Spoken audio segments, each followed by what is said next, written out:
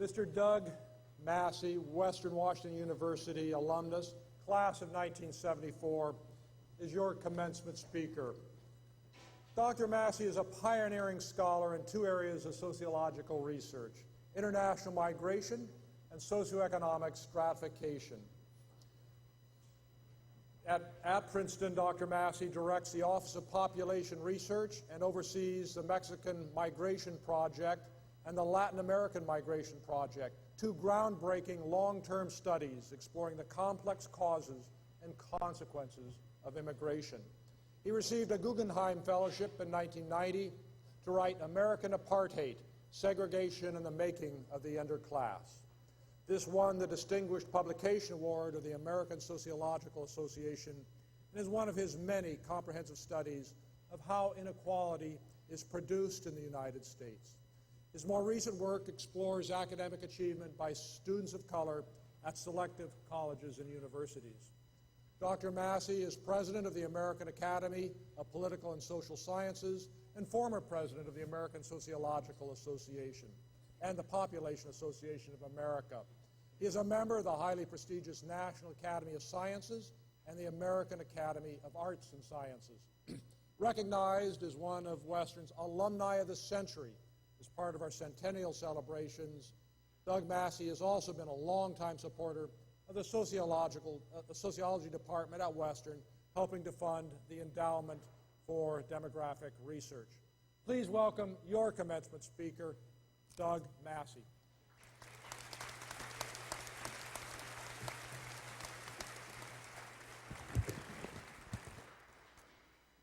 Greetings to all graduates and their family members.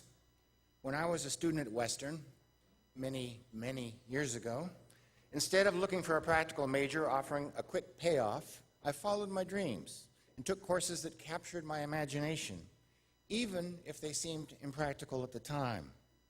When I arrived on campus as a freshman, for example, I immediately signed up for Spanish courses because I'd taken Spanish since 7th grade, had just finished a summer study program in Spain, and I wanted to keep up my fluency. I also like Spanish a lot. After 4 years of Spanish courses, naturally, I completed a major in Spanish, and my friends asked, "Whatever are you going to do with a degree in Spanish? Shouldn't you have studied something practical?" I was also very interested in the social world, and in the second semester of my freshman year, I began taking courses in psychology. One thing led to another, and soon I had completed the requirements for a psych major. And again, some of my friends said, "What are you going to do with a degree in psychology?" In the end, I did leave psychology, not because it was impractical, but because I became interested in culture and social structure and began taking courses in anthropology and sociology, ultimately completing a third major in sociology anthropology, which was then a combined department. Now my friends were really amused. How would 3 utterly impractical majors ultimately help me get a job? In my senior year, though, I discovered the subject of demography, which is the study of human population. At Western, like most colleges and universities, demography is taught in the sociology department. I thought that in demography I had finally found something practical, studying fertility, mortality, aging, and mobility to learn how these processes all came together to determine the size and composition of human populations. I'd found my niche and decided to apply to graduate programs in sociology in order to study demography. As I labored over my graduate applications in the fall of 1974, however, my friends still remained skeptical that earning a doctorate in sociology would get me anywhere in life. It all worked out. After finishing my graduate education, I went on to a successful career as a sociology professor. For the past 30 years, I've collaborated with a Mexican anthropology professor to study patterns and processes of Mexican migration to the United States, putting my impractical training in Spanish sociology and anthropology to good use. More recently, I've worked to integrate insights from psychology and neuroscience into sociology, thus bringing my psych major to bear as well. Very clearly, I would not be where I am today if I'd not followed my interests and instead tried to make others happy by being practical. I would not be on speaking terms with presidents, cabinet secretaries, senators, congressional representatives, and numerous Nobel laureates. I learned that one can never know what will turn out to be practical in the longer term. Unfortunately, I see the same narrow thinking about practicality surfacing today among some of our nation's leaders, who argue that scientific research must be perceived on the immediate practical value and applications for economic growth and national security. Indeed, the U.S. House of Representatives just passed a bill to eliminate funding for the Social and Behavioral Sciences Directorate within the National Science Foundation, arguing that such investments have little practical payoff for economic growth and national security.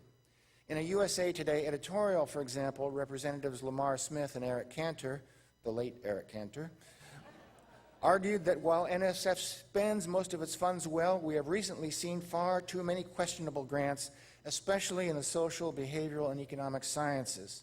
Research on subjects such as animal photos in National Geographic may sound interesting, but how does the federal government justify spending $220,000 in research money on such an endeavor?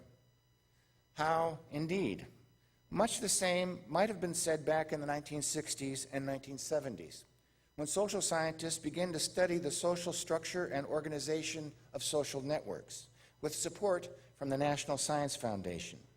Driven solely by scientific curiosity, sociologists sought to collect data on how people were connected to one another socially, how those connections came together to form social networks, how the resulting networks could be characterized with respect to size, density, and connectivity, and how people within networks could be characterized by their centrality with respect to other actors in the network.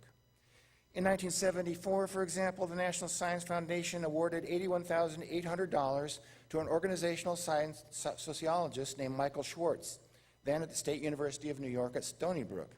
His project was entitled A Mathematical Analysis of Corporate Networks, and he sought to study social networks formed by executives at different firms, at different companies, by analyzing personal overlaps among the corporate boards, information that was public and therefore easy to compile and study. With NSF support, he developed a measure of network centrality based on overlapping group affiliations.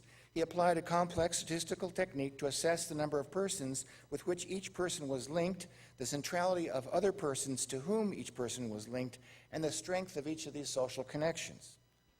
All very interesting, perhaps, but how valuable is a measure of network centrality? Not very in the 1970s. It could easily have won a Golden Fleece Award from Senator William Proxmire. But with the emergence of the Internet in the 1990s, the situation changed dramatically.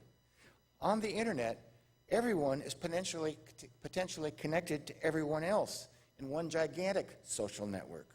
The earliest search engines looked for content by classifying home pages into categories and then searching through the categories looking at pages one by one, essentially working down a list. Such a strategy is very inefficient, as list-wise searches can take a long time to stumble upon the relevant web pages, and once found, they have no good way of determining the degree of relevance to the topic at hand. It was the insight of Stanford computer science students Larry Page and Sergey Brin to realize that internet networks were socially structured, and that the principles discovered earlier by sociologists could be harnessed to create a much more rapid and efficient search engine. In their 1998 patent application for Google's page ranking search algorithm, Page and Brin explicitly cite Schwartz's measure of network centrality, along with other publications on social networks conducted by sociologists going back to the 1950s. Although in the 1970s it would have been easy to take potshots at Schwartz's research on social networks as frivolous and having little or no economic potential. 25 years later, his paper on centrality nonetheless found its way into the reference list of a patent that was fundamental to founding a now ubiquitous corporation with a market capitalization of $300 billion. So my advice to all of you graduates is to follow your dreams and imaginations and to pursue lifelong learning as long and as hard as you can. A strategy that brought a kid from Olympia, Washington to a named professorship at Princeton University, membership in the National Academy of Sciences, and successive testimonies before the U.S. Congress. And for all my listeners today, I urge you never to underestimate the power and potential of basic scientific research to achieve great things, even if practical applications seem unclear at the time. In a globalized, knowledge-based service economy, basic scientific research, even seemingly frivolous social science research, is the ultimate economic engine of economic growth and the key to national prosperity. Just ask the founders of Google.